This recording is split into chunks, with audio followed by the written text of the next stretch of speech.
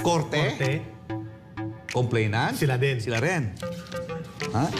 Then, ang nag-order, Ito muna. Mando. Order. Mando. Mando. Oh, pumirma ito. Sila din. Sila din. Well, may mga options tayo pinag-aralan, no? Pero bigyan natin muna sila ng pagkakataon na i-correct nila. Ang problema nila dito, pag kinorek nila ito hindi to minor, substantial correction to. Substantial, yeah. Party to eh. Alam mo, may rules ang NTC, nag-violate sila mismo ng rules. In other words, Thanks to Attorney Rolex at nagagalak po kami at ang taong bayan na ipinagkita po ninyo kung anong tunay na puso ng isang manananggol para sa mamamayan, hindi lamang para sa SMNI. Ngayon, kahapon po, ay first time na narinig namin that you were able to point out kung gaano kaabusado, illegal, lagpas sa otoridad at parabagang kung saan sila naghuhugot na kalawakan ng langit, ang kapangyarihang hindi na sumasakop sa kanilang poder ay ginamit nila itong National Telecommunications Commission. Ano po itong inyong na-discover kahapon kung bakit napakalaking krimen at abuso sa poder ang ginawa nitong NTC to the point na kanina ay pinanawagan na sila ni Attorney Sal Panelo na mag-resign sila out of delikadesa kung hindi pa makapal ang mga pagbumuka nila dyan. Attorney Rolex Suplico, please explain to our people ang ganitong napakahalagang naimbestigahan at inyong pinanindigan kahapon with Attorney Mark Tolentino. Thank you po. Well, as a backgrounder doon, nagkaroon ng investigasyon dyan po sa Kamara. Specifically, yung Committee on Legislative Franchises. Okay. Yan, nagkaroon ng investigation. Doon po, ay meron silang pinasa na resolution. Yung resolution po na yan ay resolution number 189. by Congress. By Congress. Yan po ay adopted ng entire Congress. Ano bang resolution? Well, simple lang, no? Ang resolution po ay isang expression no? ng isang katawan. Dito po ay expression ito ng House of Representatives. Who are the authors? Ang author po nito, walang iba kundi si Congresswoman Margarita Nograles. Yung resolution na yan, ito po no, yung kanyang dispositive portion. Pag sinabi natin dispositive portion, yung sa dulo yan, no? Yung action point na gusto nila mangyari. Okay. Ito, to urge the National Telecommunications Commission to suspend the operations of Suarasug Media Corporation operating under the business name Sunshine Media Network International for violating the terms and conditions of its franchise under Republic Act 11422. Ito po yung kanyang ito yung kanyang prangkisa. Ang prangkisa po ay isang batas. Republic Act po yan. So, Attorney Rex, ang batas na RA 1142 ay batas na nagbibigay ng franchise sa SMNI. Tama ba? Tama po yun. Okay, yun pala yun. Okay. Tama pong sinabi po ni Ka-Eric, no? Yan po ang nagbigay ng pahintulot no?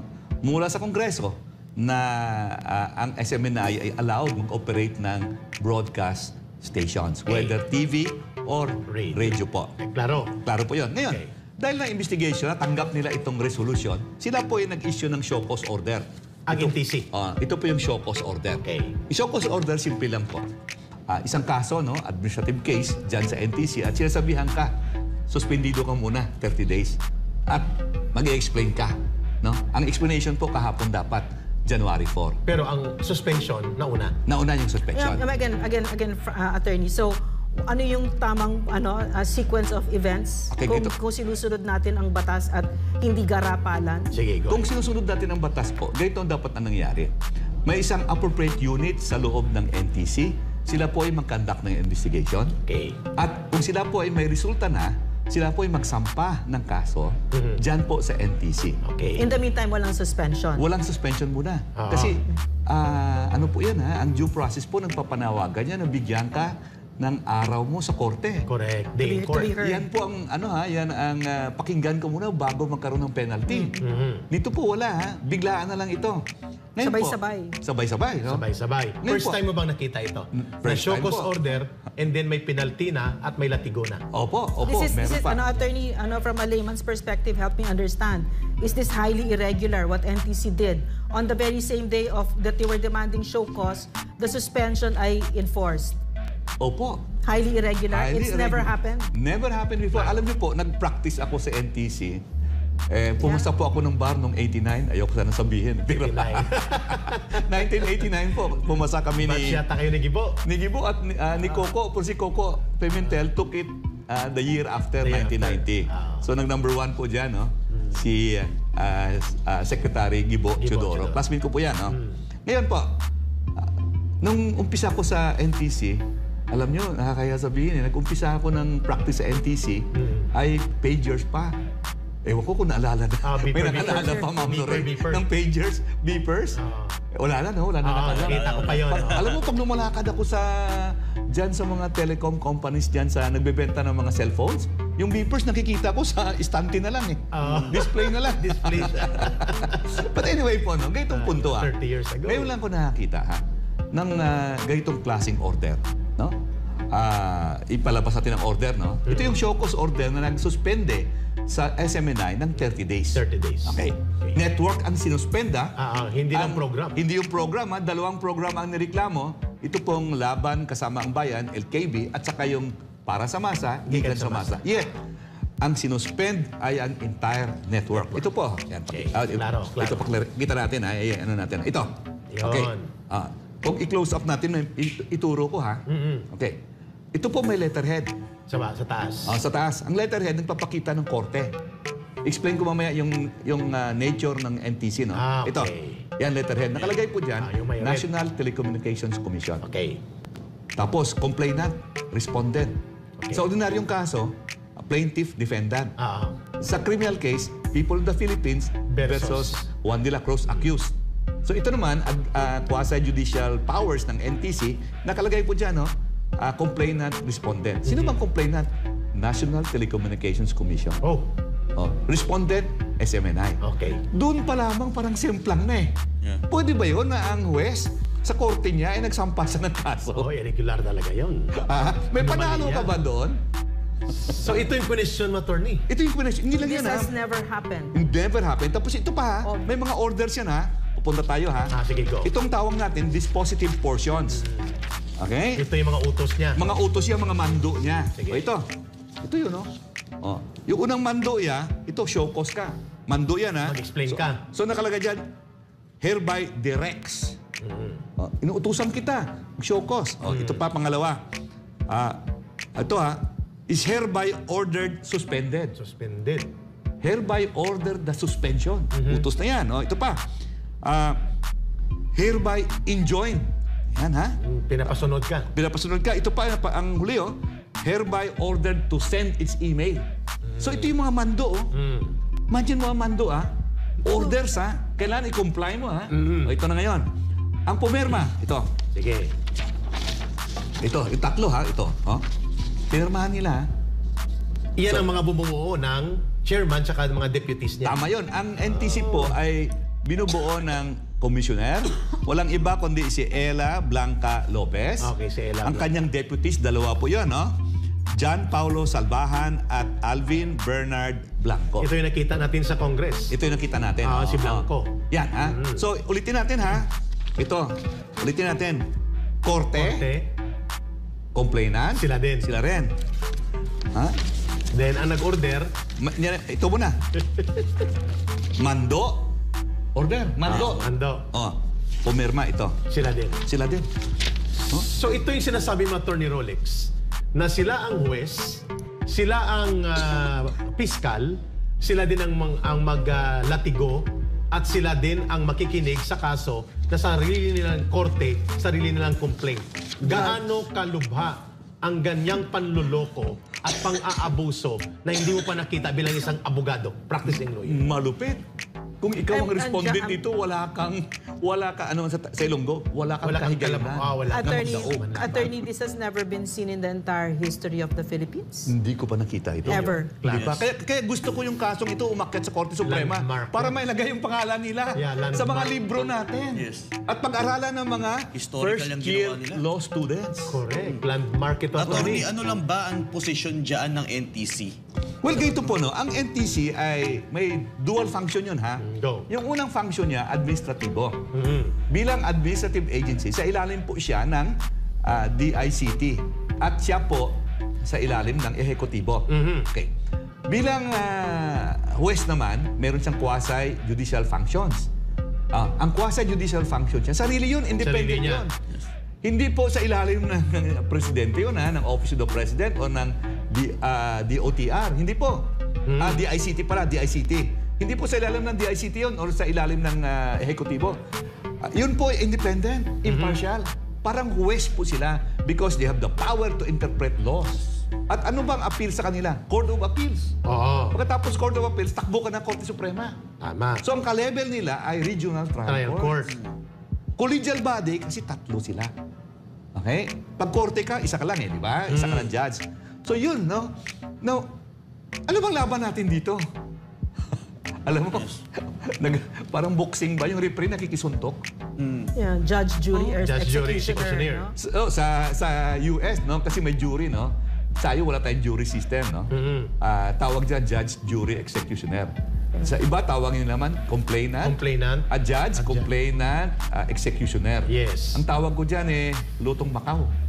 Macau. Lutong At narinig Macau. namin kahapon yon Sinabi. na doon. sinabi ng ilang mga media na nandun na nagulat sila that you were able to point out this kind of gross anomaly and scandalous abuse of power and abuse of authority na ginamit ng isang ahensya ng gobyerno. Attorney Rolex Suplico, gaano kabigat ang ganitong abuso given the fact na walang hearing, nag-implement ng punitive action at pinasarado ang mga radio station at TV station ng SMNI at pangalawa sila din ang complainant, hindi pa nag-hearing and yet ang sinunod nilang batayan dahil lamang may resolusyon sa Kongreso na hindi naman sila sakop ng Kongreso kundi under sila sa Office of the President.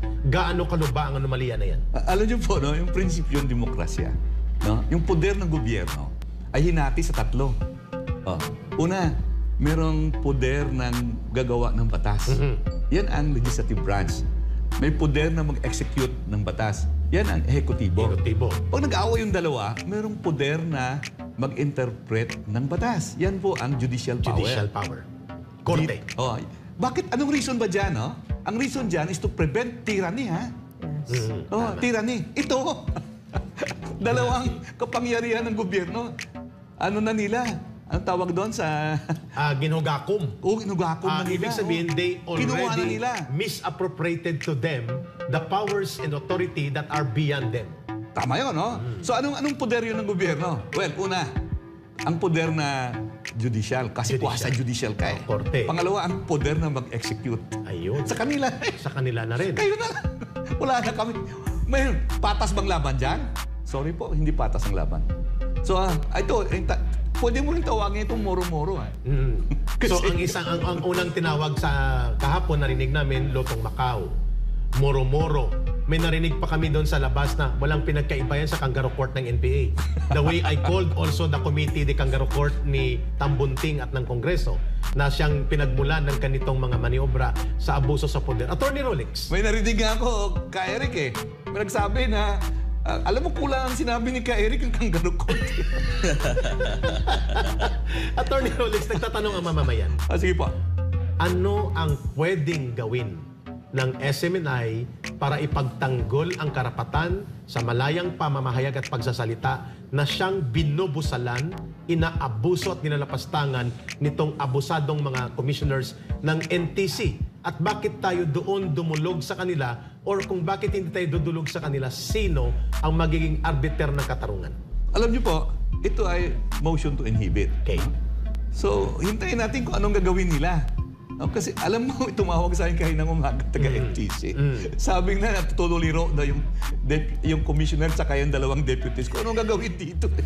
Hindi nila malaman kung bakit nangyari ito at anong gagawin nila. So, ano ba ang remedyo o ano bang options ng SMNI dito? No? Una, siyempre bigyan natin sila ng pagkakataon kung i-correct nila ito. Pag kinorek nila ito, siyempre papalitan nila ang sarili nila bilang complainant. Oo nga, klarong-klaro. Oh. In effect, i-dismiss nila yung order. Aminin na nagkamali sila. Kamali sila. Ngayon, ito alam mo, open na sila for damage suit Kasi nag-ano na tayo, meron na tayong danyos dito. Pwede. Pangalawa, Pwede. open sila for anti-graft and corrupt practices Isa pa prosecution. yan. Isa pa yan. Open ka dito Marami to options natin yon kung pwede natin. Siyempre, bigyan natin ng pagkakataon. Mga kaibigan din natin ito. Hindi ko lang alam kung bakit. Bakit Ma'am, na? go ahead. Sir, I have a question. Sige po. Go ahead, ma'am. Kasi hindi natin pwedeng i-ignore yung fact that yung binubusalan nila ay isang media organization, right? So the issue here again is press freedom, no? From where I'm sitting. And of course, this is egregious abuse of power. Yes. No? And the elephant in the room is that this came from a higher order. This is my opinion, because I know the Very NTC. obvious. I've worked with them very closely, and under the term of Office of President Duterte, it was a very professional organization. So I'm really sad that this is happening. So anyway, my question to you, no, kasi ang press freedom yan ang lifeblood ng isang demokrasya. Correct. No, so what is now the chilling effect? What is the message na naririnig mo dito, and ano yung mahirap dito? Ano yung delikado dito pag pinabayaan natin ito at tumahimik tayo? Go ahead, sir. Alam nyo, ang chilling effect, no? Para bang naramdaman natin yun nung umpisa na tumama itong show cause order, di ba? December 21. Parang ayaw mo na ayaw mo na pumunta sa stasyon eh. Sabi mo, baka mamaya bubusalan na naman ako doon. But then, it took some effort, even for me, na pumunta dito at mag-program. At na-abogado ka na, ha? Na-abogado ka. Oo. So, nagtitingin ka lang, no? Pero kinakabahan ka. Di ba? Papatawag kaya ako sa Kongreso? Ano kaya mangyari sa akin doon? Kukulong din kaya ako Sasarahan doon. kaya ako? Isyuhan kaya ako ng show cause order na ihinto na to? Yan pong pagbubusal. In fact, yung isang congressman na hindi ko lang pangalanan Sige, sir. yung ano niya, kababayan ni Ka Eric eh. Pero mo, nakita niya yung Kilala ko post, yun. no? Ni Attorney Tolentino na nagbisita doon sa kay Dr. Badoy at saka si Ka Eric Celis. Nagkuha ng selfie at pinost. Yes. Nakalagay doon, illegally detained. Pero mo, sa hearing ng Committee on Legislative Franchises, recorded yun Recorded. Open to the public. Sinabihan niya, Attorney Mark, Tanggalin pwede mo ba yan." burahin mo yung illegally na word? Illegally detained. So burahin mong illegally na word? Diktador. My God, grabe. At pinabubura niya pati ang Facebook page na ni account ni Attorney Mark. Oh, at Kung saka i-take down. meron pa siyang sinabi doon he was the congressmen, the members of the committee were discussing kung bigyan daw ng Christmas for law, no? Si Dr. Badoy at saka si Ka Eric, no? Christmas for law kasi papayagan daw lumabas. Ito naman siya, sumbat siya. Dapat daw may condition na hindi criticize ang committee at ang kamara. Mapaliw. Terrible. Oo. Alam mo, tumayo siya, lumapit sa akin ko pare. Tuto, blank. Nung panahon ko, hindi namin nagawa ito. At to think, attorney, na 9 years kang naging congressman. Hindi ko nakikita Na hindi mo ito. nakita ang ganitong abusado ala diktador na palamamalakad. Ma'am, you have a follow-up. Yan. Gusto ko lang i-point out kasi kung bakit napakahalaga sa isang demokrasya na open, na meron tayong yung freedom of expression. Ano yan? First Amendment yan. No? Yan yung talagang lahat ng kapangyarihan. It is a right above all rights. Lalo na sa isang demokrasya. Unless naging pasista na pala tayo overnight. No? So mahalaga na naiintindihan. At the story of Attorney Suplico is really worrisome kasi pala sa isip pala nito mga kongresista na ito, hindi sila pwedeng i-criticize. Imagine that. So despite the vast powers that they hold, and despite the wealth of resources that they have, including taxpayers' money, these clowns in Congress think they have nothing to explain to the Filipino people and that we should be silent. Are you going to allow that? Because in the end, correct me if I'm wrong, Yeah. attorney, no? A democracy is really a government by the people, of the people, for the people. And governed by laws. In other words, matatakot ba tayo sa ganito? Walang natatakot Correct. dito. Attorney, dugtungan kong tanong ni Ma'am Lorin bago kay pasa kay Brother Franco kasi napakaganda nito. Sige po, Ka Eric. Pumunta na tayo sa korte, sa Court of Appeals. Nag-file tayo ng certiorari with petition for TRO issuance and prayer for injunction kung kakayanin. So, bakit kailangan pang pumunta tayo sa NTC na alam na at pinaliwanag mo na Juez de Cuchillo, Korte de Cangaro at isang lutong Macau na ginamit ng isang political operation at ginamit sila para bumusal umapak at maglapastangan ng isang legitimate media at apakan ang karapatan ng mamamayan sa impormasyon. Ano ang conflict, or is there any conflict, or is there a balance to that approach of remedial actions that hinanap ninyo bilang mga abogado? Ganito Please po explain. nangyari, no? Nang inisyo tayo ng show cause order, pumunta tayo sa Court of Appeals Yes. on certiorari. Rule 65 yan ng Rules of Court. At nareklamo natin doon yung pang-aabuso na ginawa sa atin ng NTC. NTC. At the same time, naghintay tayo ng restraining order, walang na-issue. So tumatakbo yung period na inorderan tayo kaya pala. na mag-appear ng January 4. So dahil walang mag-explain. TRO. Dahil walang TRO. So instead of filing a responsive pleading, no, nag-file tayo ng motion for extension of time, binigyan tayo ng 10 araw, at nag-file tayo ng inhibition. Ayun, klaro na. So ang ito ngayon, kasi we're treading new grounds dito, ha? Okay. Kasi bago lang ito nangyari. Unprecedented. Oo. Kaya pala. Ngayon, ito ba, matibay ba yung ating hinahawakan? Opo. Alam niyo yung bata, alam niyo yung garapon, ma'am? Garapon. Sa Yung, probinsya, yung garapon, may tinapa yun. Yung battle. O pag kinuha mo Red yung bottle, doon minsan sasarayan ng nanay mo, aray! So, your hand in the cookie jar. Ito huling-huli. Walang Yeah. duda ako dito. Ayan, Yes. pinirmahan pa nila. So, wala akong duda. Ano gagawin ngayon nila? Yes. So, ito, tinanong din sa akin, ano gagawin nila? You know, that question is better addressed to the commissioner and her 2 deputies. Let them answer that. Who is the commissioner right now? Commissioner Si Lopez. Lopez. Tapos Who may is the dalawang head of deputy. NTC? Is Lopez. Lopez. At ngayon, ang tanong namin ni Ma'am Nuray, paano pag hindi sila mag-inhibit? Malabo para, alam mo, Sasabihin nila, we have the authority to investigate and punish you. klarong-klaro yun. So, anong remedyo natin yan, attorney, without showing all the punches that we can have legally? Well, may mga options tayo pinag-aralan, no? Pero bigyan natin muna sila ng pagkakataon na i-correct natin. nila. Ang problema nila dito, pag kinorek nila ito hindi to minor, substantial correction to. Substantial, yeah. Party to eh. Alam mo, may rules ang NTC, nag-violate sila mismo ng rules In nila. other words, attorney, from our perspective, this is a gross abuse of power, Exactly. as well as ignorance of the law. Are they lawyers? Lawyers, Yes, uh, ma'am. 2 are lawyers, 1 is is not. not So engineer what yata could yun. have, this is a very egregious move, in other words, diba? So attorney, what could have pushed them to do something as horrible as this? Alam mo, Bakit? dito, alam mo, may kasabihan kami sa batas, no? Loreno, this is so elementary that not to know this constitutes gross ignorance of the law. Oh, malala yun. Not ordinary ignorance. Gross ignorance. Malubhang Ulitin ko, this is kamangmangan sa so batas. elementary that not to know this constitutes gross ignorance of the law.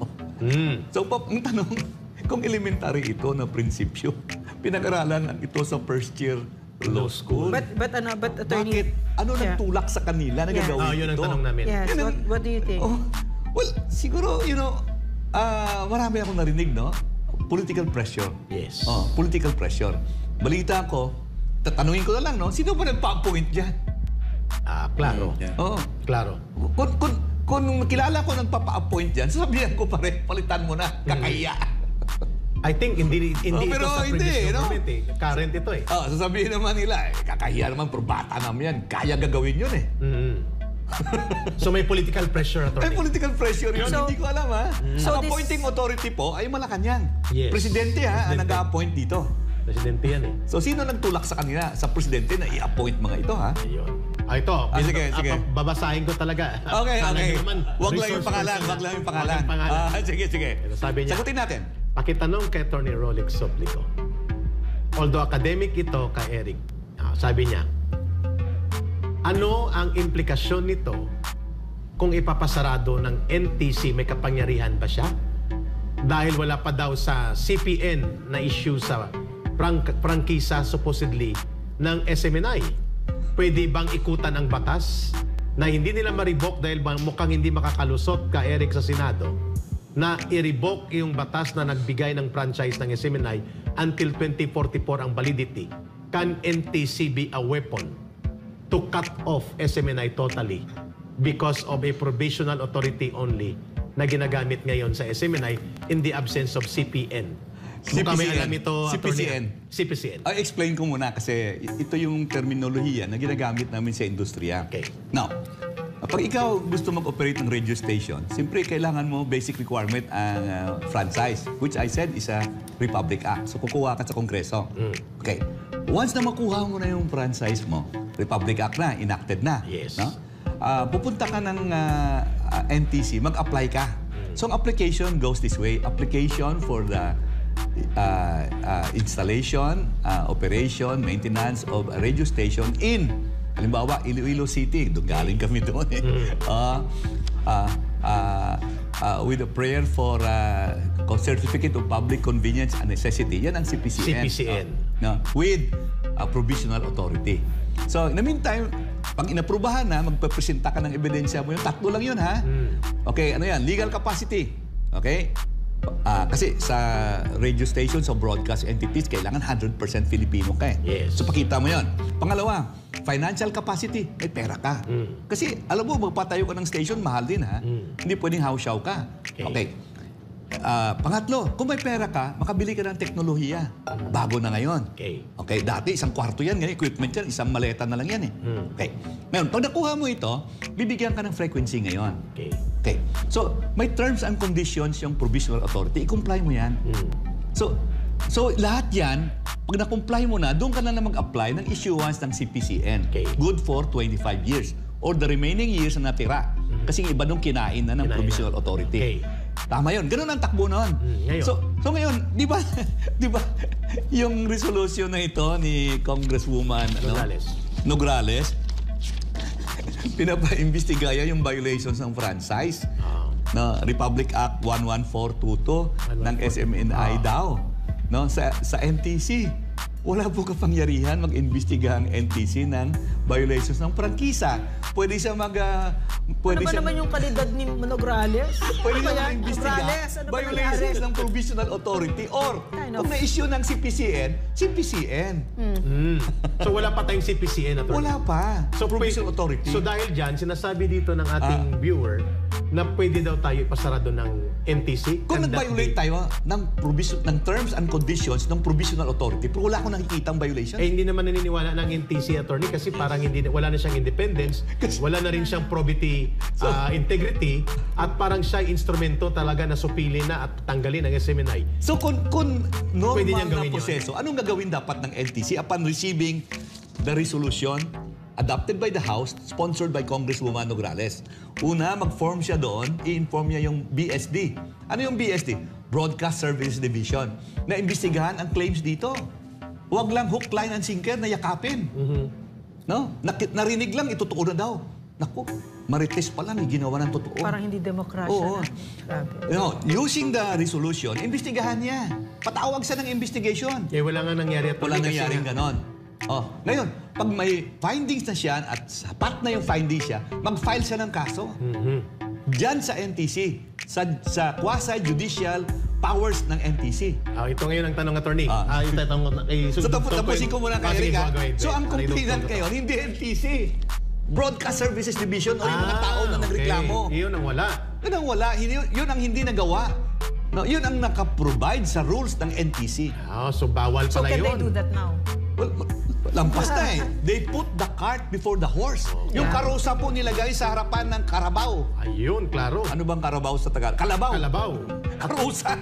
Sa likod ng karusa, di ba? Kimutang sa tubangan sa karabaw. Attorney Rolex, ito yung dagdag niyang tanong. May balita na ipapasa sa plenary ang bill to revoke the franchise of SMNI and recall it and i-cancel na lahat ng binigay na batas. Ano ang epekto niyan, attorney? Dahil walang aksyon ang counterpart na Senado. At ano ang maging impact niyan sa NTC? Okay, yun po sa ating saligang batas nakalagay, no? Legislative power is vested in Congress, composed of the House of Representatives and the Senate. Okay. So kung pumasa ka ng batas, no? So dito mo i-file yan sa lower house. Bakit? Kasi may special provision yung Constitution eh. That ang tawag namin doon ART, no? ART, Appropriations, Revenue, Tariff Bills, and bills and private bills na yan nakalagay. Shall, ito quote unquote, originate exclusively from the House of Representatives. But the Senate may concur or propose with amendments. Yun ang nakalagay, ha? Okay. Ngayon, anong mangyari dyan? So that's why galing yan sa House. Okay. But It takes two to tango. Correct. Hindi pwede na ang sumayaw, House lang, kailangan House and Senate. Okay. So ano mangyayari? Pag pinasa sa House yan, itatapon yan o i-transmit sa Senado, the same procedure will be repeated. Okay. This time, hindi na Committee on Legislative Franchises ng Senado. Walang ganun doon. Committee on Public Services. Ngayon, marami nang tumawag sa akin ng mga senador. Hindi namin papayagan yan. Okay. Kanselasyon. At alam ng House yun. Revokasyon ng franchise. Ngayon na nangyari ito. Attorney, alam ng House yan, kaya nila ginagamit ang NTC tsaka MTRCB para supilin at lumpuin ang SMNI. Can that be viable legally? Na pwede lang ikutan yung proseso ng batas at walang bisa ang operational ground of legal existence ng SMNI through NTC? Well, itong show cause order nagmamadali masyado. Klaro, Gusto sumipsip, nadapa pa. Nadapa pa, halatang halata. Illegal order. So may tanong ako. Oh. May tanong ako sa iyo, attorney. Why are they so afraid of SMNI? Ayun. Hindi ko alam eh, kasi alam niyo po, ito talagang ang SMNI ay himplo na malayang pagpahayag. Tama. Diyan Hindi sila ko naririnig natatakot. yung balita dito sa ibang mga networks eh. Correct, Attorney Rolex. Oo. Diyan sila natatakot. At never tayo diniktahan dito ng kung sino man na itong pwedeng sabihin, ito hindi, ito pwede, ito hindi. Basta malaya, batay sa katotohanan, konsyensya, moral standards, and nation building, and defending the people's rights, mag-broadcast kayo dyan. Ito po yung aming paninindigan at mission direction dito sa SMNI. Attorney Rolex, doon sa May dagdag ako doon, may dagdag lang ko ha. Assuming, no, nagkamali talaga kami dito. Yeah. Assuming, no, Kasi without tao lang. admitting, nagkamali talaga kami, nadaparing kami. Kasi tao lang tayo eh. Prone to mistakes, di ba? Yes. Hindi 1.8 billion yung travel expenses. 2 billion 2.0 pala. ano pala. Nagkamali talaga si Eric doon. 2 billion Ikaw pala. naman, Eric. May Assuming takot. nagkamali talaga tayo, no? Ang sagot ba eh, Franchise. ipapasara tayo? Correct. Kung lahat nagkakamali dito sa broadcast industry ay pinapasara, and including print industry, naku, Adi, wala nang ubos. matirang boses sa kahanginan. Correct. Ubus yan lahat sila. Wala nang matirang dyaryo dyan sa kalye. Ubus yan sila. Tama. Oh, yan na bang sagot ka agad? Sara? Oh, Hindi po. klaro. Oh, dapat graduated ang penalties. You know what this feels like, attorney? This feels like the Marcos dictatorship during the first Marcos. So I think that maybe they're applying that same formula. No, sila Martin Romualdez and the administration, they're applying that same formula. But what they don't know now is that the internet is a game changer. Yes. And to answer my own question, bakit sila natatakot sa SMNI? I think they're very afraid of the truth. Yan. Yun The ang truth is a mahalaga. very powerful thing, and that's what they're afraid of. Correct. Now, Brother Franco, would you like to add? Yes, Kasi para up tayo kay Attorney Rolex at may flight pa ito. Yes. Yes, attorney, Walang sa akin ilaw na. doon.